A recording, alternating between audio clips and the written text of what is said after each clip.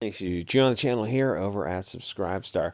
So anti-comicsgate failed and why that is, but another thing to consider is that comicsgate would not be allowed if it tried to start now. Keep in mind, this is why I'm opening with this image, is comicsgate can do things that SJWs just can't do. They're not free to do. Tits and ass are not a problem. If you want to have a comic with a bunch of Vikings who are slaughtering their way off across Africa when their boat gets blown off course, you can go for it. Comicsgate has freedom to just throw stuff out there and see what sticks. SJWs cannot do that because their own team would destroy them. Even advertising like this, you just can't have this from SJWs or some of the other Comicsgate art, which is got women with their cuppeth overflowing. It's like you look at them and it goes, you guys really can't have fun. Oh, that's misogynist and istophobicisms and that's what you consider fun? Yeah, that's what we consider fun. And and we're just like, we just don't have that stick up our ass like the SGWs. It's got to be miserable being SGWs.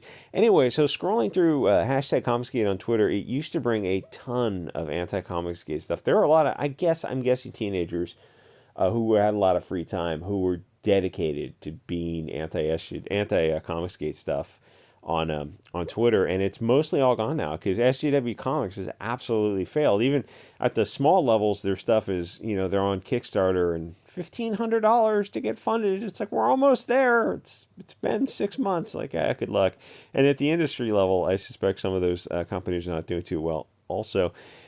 Because fundamentally, people don't pay for SJW Comics. Twitter likes and comments are not cash buying comics. There's a huge difference. You look at some of these people that got 50,000, 150,000 followers on Twitter, and then when it comes time to put something out there, they're struggling to get it funded. You're like, wait a minute, this doesn't make sense, because if you have 10,000 people in a YouTube channel, you can get something out there, and that's enough people to get funded. And then you realize, well, yeah, YouTube is different. It's a dedicated buying audience, where Twitter is like you're interacting with tweets for a few seconds, you like, you comment, you make a little thing, and you move on.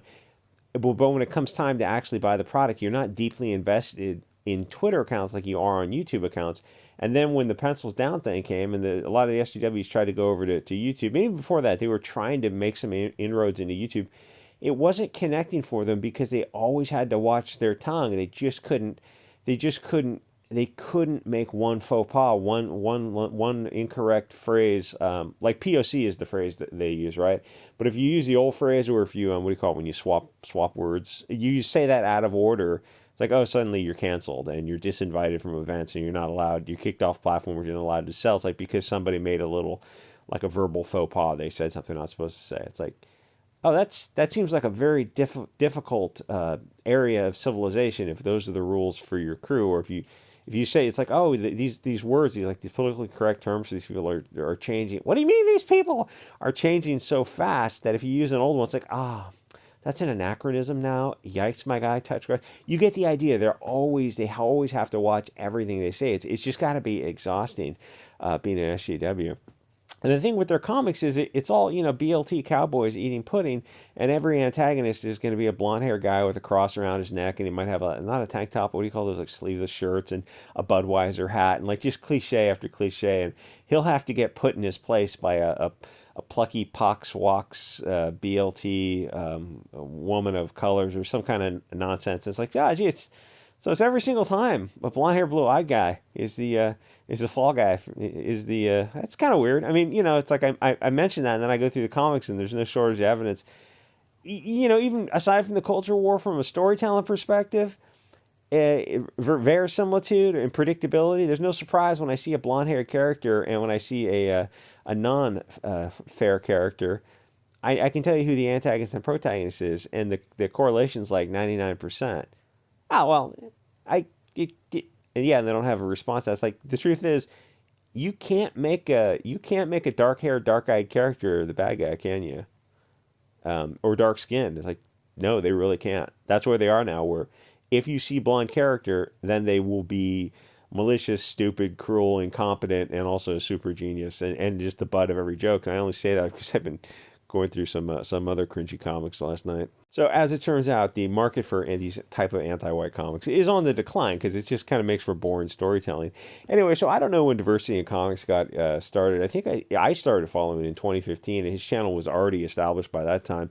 If he tried to start that exact same channel today, he would just get his channel would just get struck off of YouTube for violating the. In case you're not following YouTube, they increase their rules like weekly, and they're not very clear about telling you what these rules are because they don't want you to avoid the rules. They just want to be able to give you strikes and marks and kick channels off of YouTube.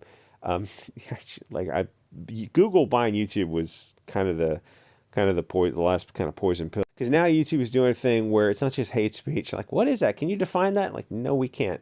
It's stuff like targeted harassment, but really it's any criticism of protected groups. And what that translates into is anything this kind of left-wing globalist thing that they're getting behind, that they're trying to push. They don't want anything that deals with that whatsoever. So eventually your channel is just going to get struck. And I think Radix Verdun is on her second strike. Anyway, because some of the people who are making this cancer SJW comics are Poxwalks, BLT, Furry, Otherkin, Google considers them protected classes, so they're free to attack you, but you can't respond, which means that the toxic left-wing narrative gets pushed and there's no opposition, which is the way that Google wants it.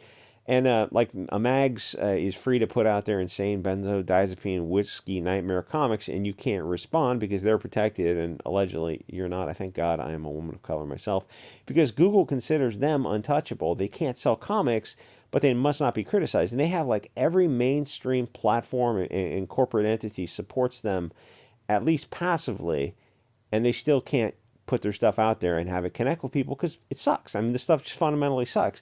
They open at 2,500 issues, but by issue 5 are down under 1,000, and then it's canceled, and then they start all over again. All they have to do is stop pushing this globalist propaganda, but, that's a bridge too far for them. They would rather just write comics that barely sell as long as they can virtue signal about it on Twitter. And I mean, back in the old days, they had a blue check mark, and they were somebody on Twitter. It's like, yeah, but that's not... I mean, that's just dopamine. It's not bringing you any money. You could go for a jog and you get that same level of dopamine. Anyway, Comicsgate could not be born today.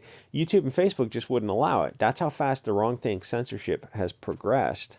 So the hundreds of channels and comic books and millions of dollars would just not have happened, because while Odyssey and BitChute are great for some things, and they really are, they're just not good for this kind of normie stuff. Though I will say Odyssey is kind of turning a page from, they used to be like BitChute where they're just kind of off the wall type of, the shape of the earth and whether or not things happened as history says they happened, that kind of stuff is what BitChute. Odyssey is kind of changing a little bit, because a lot of my normie videos on Odyssey that used to get like 30 views are now getting a few hundred views, which is kind of weird because the channel is half the size of the YouTube channel.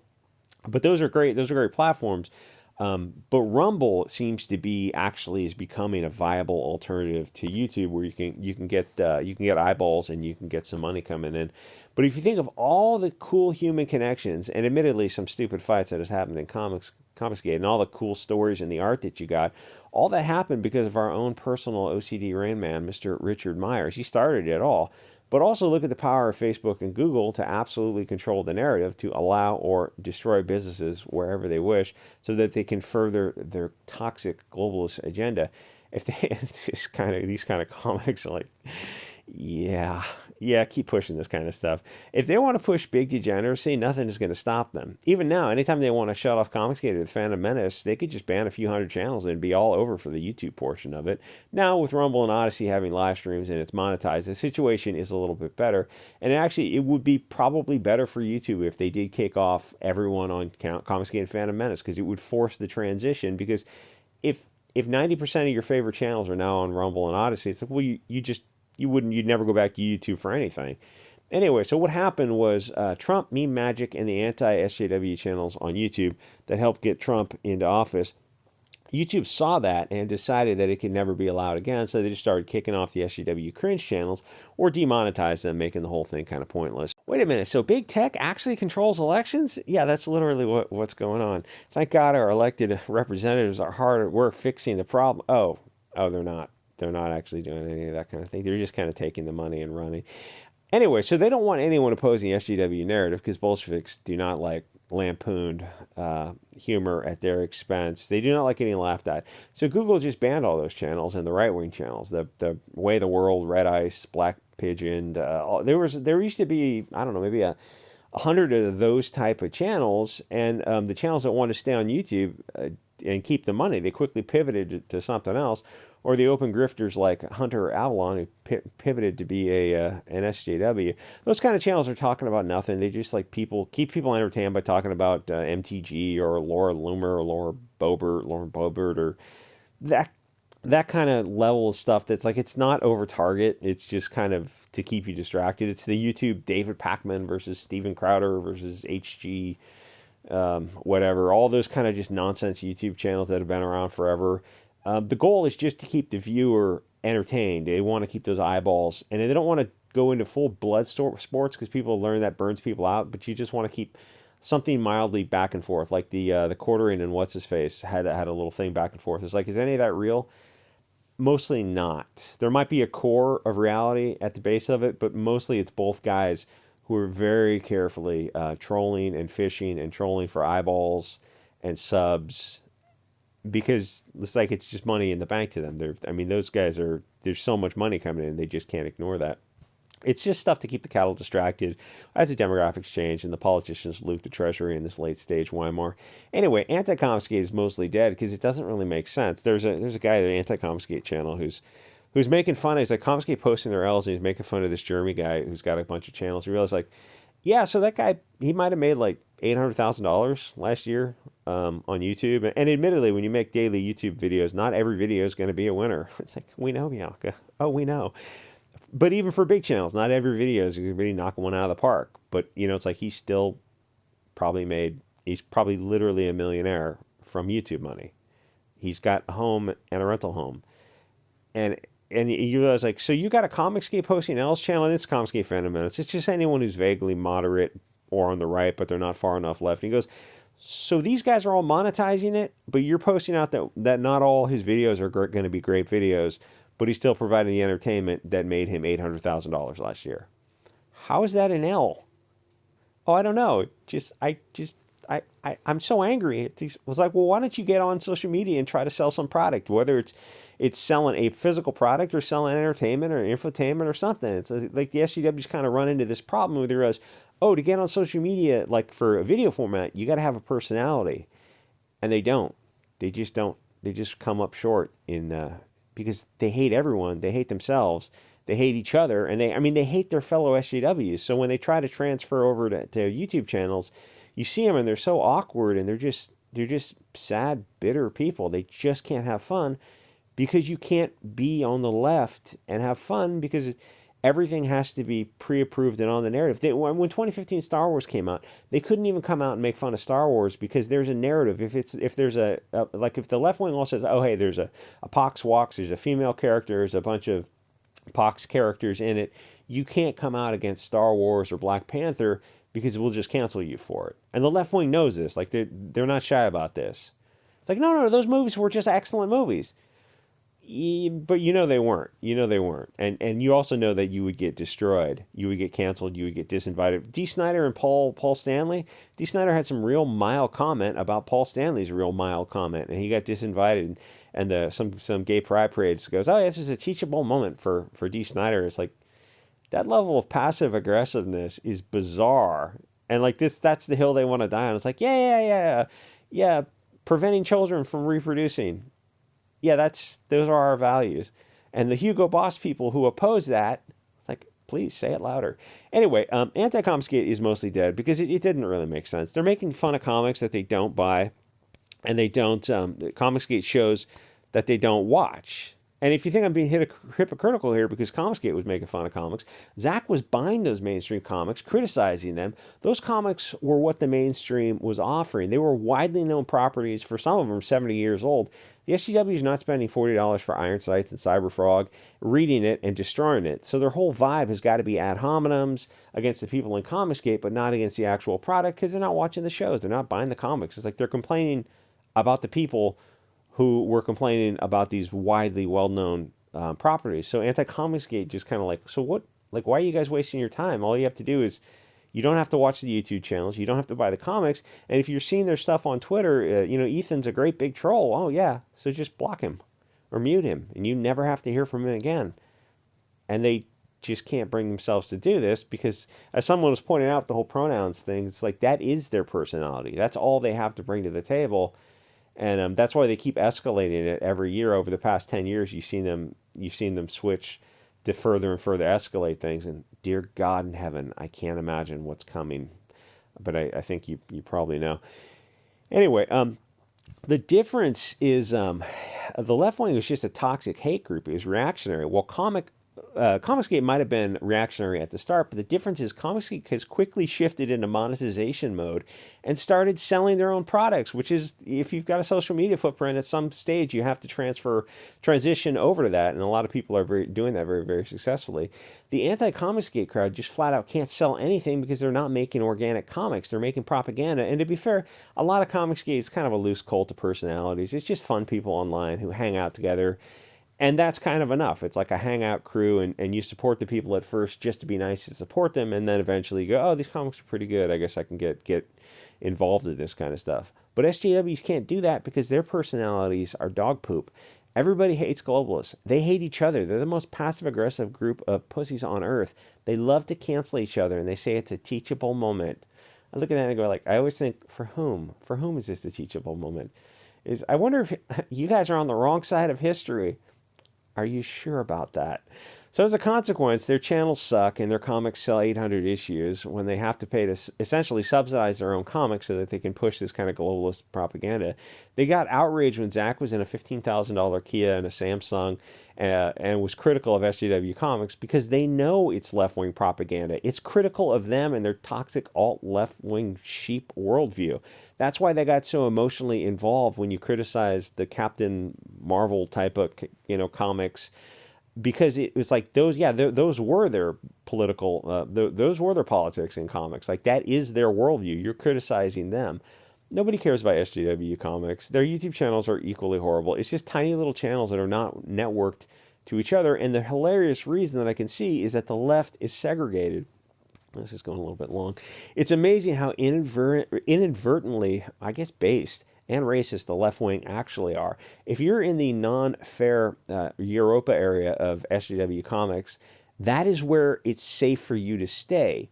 Or if you're BLT, then you stay in the gay section, and the whites stay pure and they don't mix with anyone else. It's absolutely bizarre, but the way it works is the left wing has an oppression hierarchy.